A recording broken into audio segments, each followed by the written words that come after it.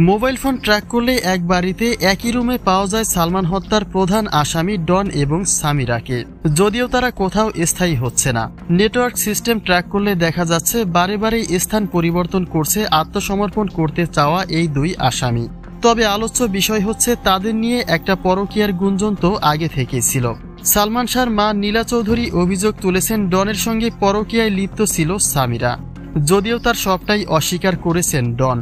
কিন্তু প্রশ্ন উঠে আসে, তাহলে সেই ডন কেন আত্মসমর্পণের প্রতিশ্রুতি দিয়ে এখন সেই সামিরার সঙ্গেই পালিয়ে বেড়াচ্ছেন?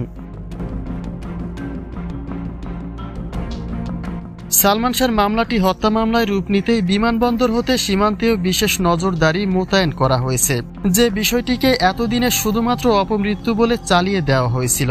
কিন্তু প্রায় ৩ দশক পরে সালমানের মৃত্যুর ঘটনাকে একটা হত্যা ঘটনা বলেই বিবেচিত হয়েছে। আর সেই ঘটনার পূর্ণ তদন্তের জন্য এবার মাঠে নেমেছে প্রশাসনের বিশেষ টিম। তারা আশা ব্যক্ত করেছেন সালমান হত্যার আসামিদের খুব শীঘ্রই তারা গ্রেফতার করবেন। তবে মোবাইল ফোন ট্র্যাকিং এর মাধ্যমে জানা গেছে ডন এবং সামিরা একই স্থানে স্থায়ী নয়, তারা বারে বারে স্থান পরিবর্তন করছেন।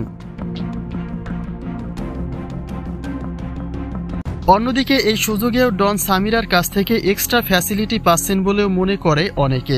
লোকে এমনও বলছে, যেহেতু একসঙ্গেই পালিয়েছে ডন সামিরা, সেক্ষেত্রে তাদের অবৈধ মেলামেশার গল্পটা যদি আসলেই সত্যি হয়, তবে পালিয়ে বেড়ালেও সময়টা বেশ ভালোই কাটছে ডন এবং সামিরার।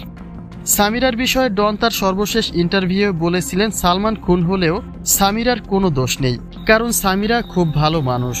এই একইভাবে সামিরাও তার সাক্ষাৎকারে ডনের প্রশংসাই করেছেন। অতএব তাদের পরকীয়া প্রেমের সম্পর্কের সন্দেহটা এখনও থেকেই গেছে।